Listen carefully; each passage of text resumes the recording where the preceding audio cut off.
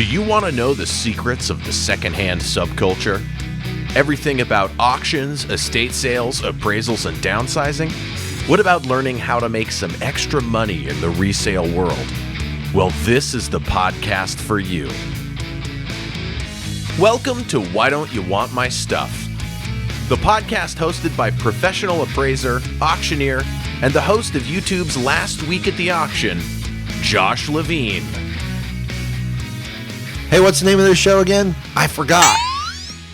Why Don't You Want My Stuff with Josh Levine? Hey, that's me. And, recently we were discussing thrifting for a living and how to buy and sell in the secondary market. Actually, we talked about how to buy at thrift stores just a little while back. And today I want to talk about something I don't hear a lot of people talk about, and it's how to sell those things that we actually have purchased, because we want to sell these for a profit or because we're downsizing. I talk about downsizing a lot, but how do you sell these things? And there's so many different marketplaces and so many different places to sell these. I call them the ecospheres of selling because there are different levels of selling.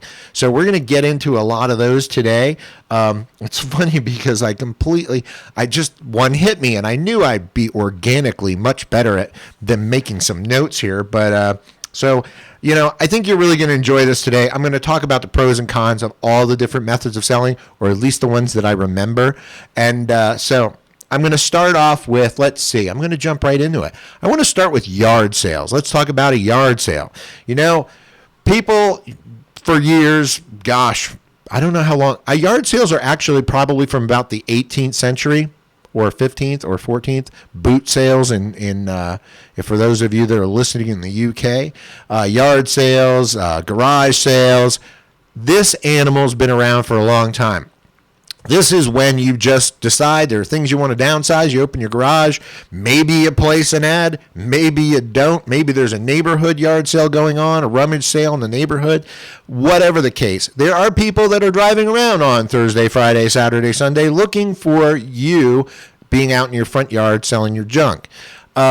These have the pros would be, one, you get a suntan. Two, it could be a pro way to meet your neighbors or actually terrify you to your own neighborhood. But it's also I call it a stepping stone to the donation pile. Sometimes you're like, I just can't give this stuff away, or I don't need the tax write-off. I think I can sell this for a few bucks. A lot of times it's people moving. You've moved all your things you want to sell, but you moved all the things you want to keep in your new home, but you have these things that you can't just donate. You want to see if you make a couple bucks. Sometimes after a full weekend of doing this and some sunburn, people are just burned out and then they end up donating these things, or they just bring them back in their house because they can't let go because they're hoarders. That happens too. But a yard sale, you have to do a little homework. You have to know what to ask for things, or you're just pricing it to blow it out. You get a lot of tire kickers, a lot of people that are just, there because they're having fun. They want to, go out and make a couple bucks off what they buy from you, but they have a better method of selling. Again, it's this stratosphere. This is the lowest form of reselling as far as I'm concerned. Not meaning you're a low person. I just mean you're not selling for top dollar at your yard sale. I have heard stories, but you're not. Next, we're going to go to the flea market, all right, which I did not have on my list, but it hit me. Flea market, there's another name for flea markets that's escaping me, but I always knew them as flea markets. And you go to a location that is known to be selling the secondary market things, and it's the next step up. The prices are typically a little higher. Sometimes a church rummage sale, you can ask a little more. There might be a motivation. People came there to buy secondhand goods, so they'll typically pay a little bit more. But again, this is a lot of work. They usually open super early in the morning. You're loading up. For those of you that don't do that for a living, I call it you just fell off the turnip truck. You show up at a flea market, and people who attend flea markets can smell the fresh to the market goods. You will be the hottest ticket at a flea market if it's your first or second time, because people literally prefer things that haven't been toted around from market to market to market and tried to sell before. So you'll have really good success usually day 1 and 2 at a flea market. But again, you have to know what to ask for these things. And typically, the first few things you actually sell are the things you priced way too low. And I've gone to flea markets, sold things in the morning, and then saw it at someone else's booth for 3 times what I just sold it to them for, because they knew their market and they knew they had someone that would pay more. And again, it's a learning curve. But again, there's different stratas of selling. And a lot of people that were buying from me at the flea market and at yard sales were actually going to put that on eBay or another method of selling. But before I get into the online methods, I'm going to go to the estate sales. So estate sales, it sounds fancier. It's like vase, estate sale, yard sale. But most estate sales, for me to classify it as an estate sale, it doesn't mean someone had to have passed away, but it usually means you hire a third party to actually execute the sale. So here in the Valley where we're located, there are a lot of estate sale companies. And what they'll do is they have in the most cases, experts that will come and price the items in your home to sell. Now, that said, the pros are these people know values and know, for the most part, they're generalists and they've sold these things before in this market, so they know what they'll bring in this market. But on the con side, they know they have to sell it within this 3-day, 2-day, 4-day window of time. And if they don't sell it by then, their contracts all say something different. So before I dig into that, let me give you an example. So you're having an estate sale and you have some furniture and they believe your sofa will sell for $300. So they price it at $300. But again, you're only as good as who's shopping that weekend. So it's a busy weekend. There's competition. Your sofa doesn't sell.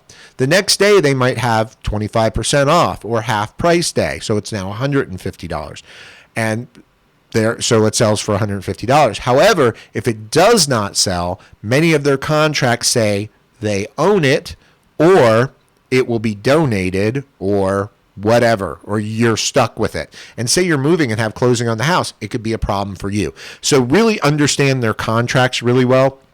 But again, I find estate sales really great for selling the furniture and the decor, the larger things in your home. And then we're going to get into another one, the auction, okay? And there's really 2 types of auctions, well, multiple. There's 2 types that I'm going to talk about. First is the on-site auction, where this is an auction conducted in your home, and then the off-site or gallery auction, where the auction company will take everything up from your home that they could sell, and they'll take it to the location and sell it to a group of people that they already know are buyers.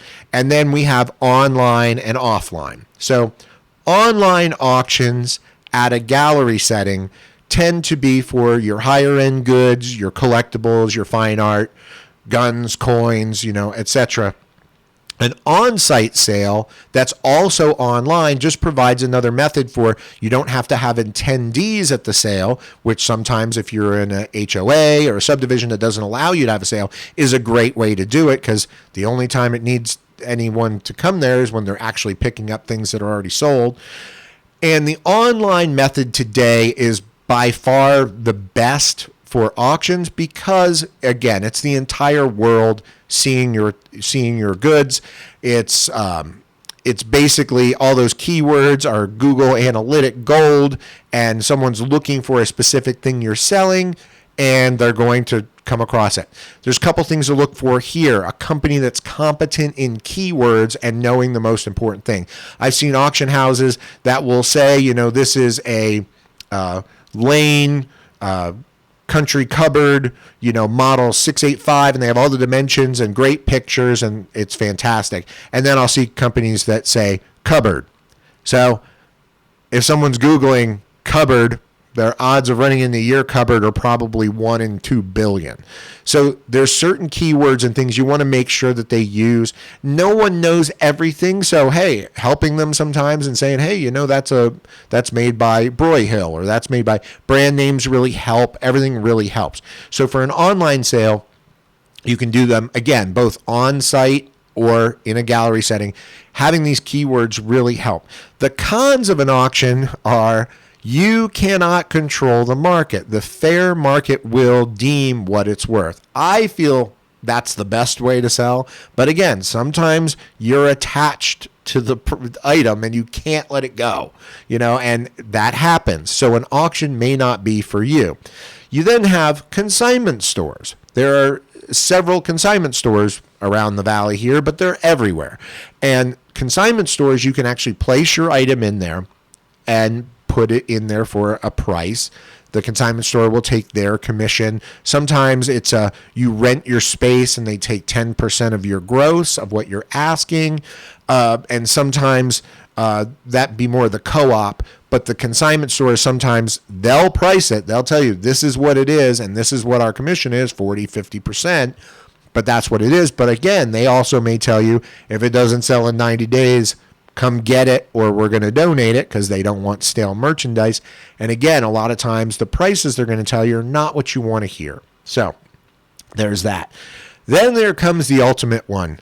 Do it yourself. DIY can be several different things. And we're going to start with the lower strata of do it yourself. And that's going to be OfferUp, Craigslist, Facebook Marketplace. I'm lumping them all together. Each one has their their market that might be a little better.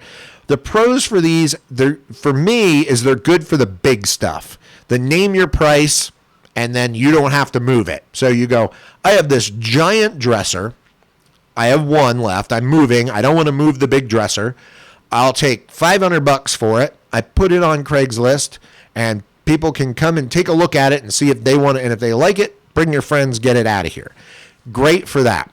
An online auction of that, if you only had that piece, you're not going to find too many auction houses, if any, excited about conducting an online only auction for it. It's kind of not worth their time.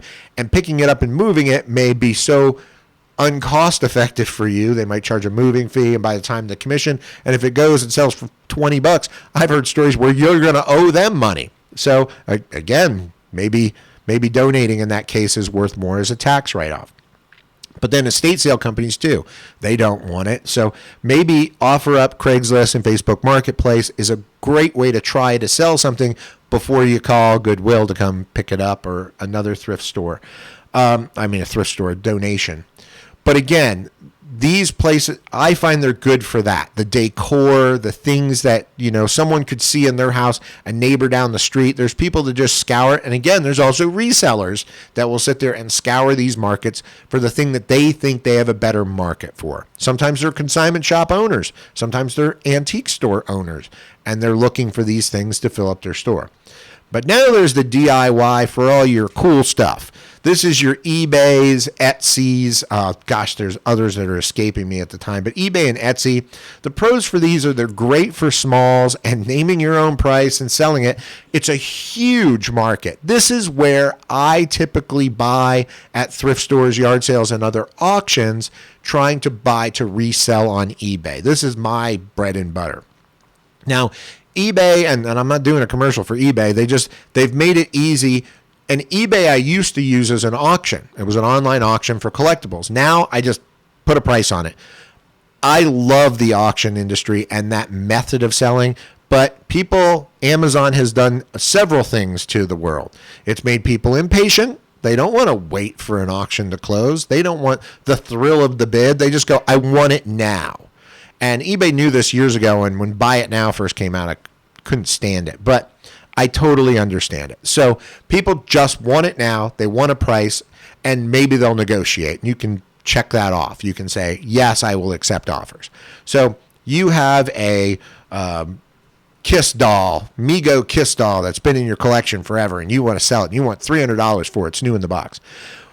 eBay is going to do a couple of things for you there. It's going to show you what they're selling for currently. You can actually look at the price. As a matter of fact, their new app, when you snap a picture of it and say what it is, even the barcode, it'll actually suggest the price based on the history. You'll also find yours isn't that rare, and maybe other people have better boxes and cleaner than yours. So it's an eye-opening experience, but it's a great way to resell.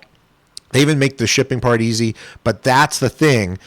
One of the cons I'm going to say about eBay and why I don't sell my dressers and large stuff on eBay is the shipping, because it's up to you to make that happen. Now, eBay does have an option where you can say pick up only, but people are not interested in that. People, the Amazon effect, again, they want it, and they don't even want to pay you really for shipping. They'll tolerate the actual shipping cost, but when you say, this is going to cost $20 to ship something that they know priority mail is $8.95, they don't mind paying you $500 for the collectible, but they'll fight you over that $12. It's kind of crazy, but people's psychology plays a part here. But that Amazon effect really has affected shipping, and I know several sellers now just build it in and just say it's free shipping, it's free shipping. It's not free, they're throwing $12 onto the item, but I find eBay and Etsy for the reseller to be the way to go. And then there's also your own site. If you're a DIY guy, you can use Shopify and create your own website with your own store. But then the power of eBay's marketing actually really helps you. But some people really like it. Some people open their own online auctions. And now there's even people holding auctions for their items on Facebook using Facebook Live and a chat. So the power that's technology just keeps being our friend. I'm going to go into one other thing too for pricing, and I'll do a whole show on how to price things and how to research them. But worth point is something I want to point out, and I have a link to it too. They'll even give me a residual if you click my link on any of my stuff. I've promoted them for a while, and again, it's just an affiliate deal I have with them, but I actually am a user. WorthPoint actually searches historically the price averages of things forever, and the app just keeps getting better and better. So basically, if you put in, I have a 1969 Hot Wheels red line, purple Corvette, you can put that in, and it'll show you in the last 6 months, the last 20, whatever time period you want to look and whatever price point you want to look at, and you can see why. Like this one was new in the package and sold for $4,000. It might make you a lot smarter. And for shopping, it's fantastic. So is eBay's app. So is Live Auctioneer's app. It's great for searching completed prices. And again, we'll do a whole thing on that because that's the way people search. Maybe that's what I'll do next, because the way people search is really what hinders them in researching prices. I talk to appraisers all the time, and they'll be like, how did you find out what that was or what it's worth? Typically, people overthink it and don't just say exactly what they're looking for. They'll have a purple Hot Wheels car. They'll have a purple Hot Wheels car, and they'll be like, oh, cool colored awesome car. And like Google doesn't care that it's a cool color awesome car. They care that it is a purple Hot Wheels. So that'll narrow it down, do some image searches, etc. So that's what we're going to do next. We'll do how to research and price. So I hope today you learned a few things. Just to recap, I want to say, yard sales, they're great if you want to get a suntan and you want to meet the neighbors. The cons are you can get a sunburn and a lot of frustration from selling, and also probably give a lot of stuff away. But again, some people enjoy them. Estate sales, the pros are typically you have professional pricers who understand the market. The cons are sometimes that contract and the neighborhood you live in, and oh, by the way, I want to throw in there, do not attend your own estate sale. Some of the funniest things I've ever heard in my life have been said about the person who owns the estate while the person who owns the estate is standing there. You'll find out your neighbors know absolutely nothing about you, or that there is a whole backstory to your life that your neighbors know that isn't true, which is pretty funny. Same with auctions. Don't attend your own auction. And again, the pros of the auction are the fair market. It prices itself. The market will decide if listed properly, if handled properly. The cons are you can't name your own price and control the outcome. DIY, you can control the price. You can't necessarily control if someone actually purchases it, but you have a lot more control over if you're a control freak. You have OfferUp, Craigslist and stuff, great for selling furniture and the big stuff. eBay, Etsy, great for selling the smalls. Worth Point is great for pricing. That's what I got for you for today. I look forward to our next podcast so I can get into some research and pricing, and then I'm going to gamble with getting some guests on that might have different opinions than mine. Can you imagine? Anyway, till next time, thanks again. Thank you for listening to Why Don't You Want My Stuff with Josh Levine. If you're interested in learning more or becoming an expert, please follow and support the show by rating us on your favorite podcast player. Engage with us. If you have ideas or questions, send an email to josh@joshlevinespeaks.com. Or you can visit www.joshlevinespeaks.com. We'd love to talk about your question on the show.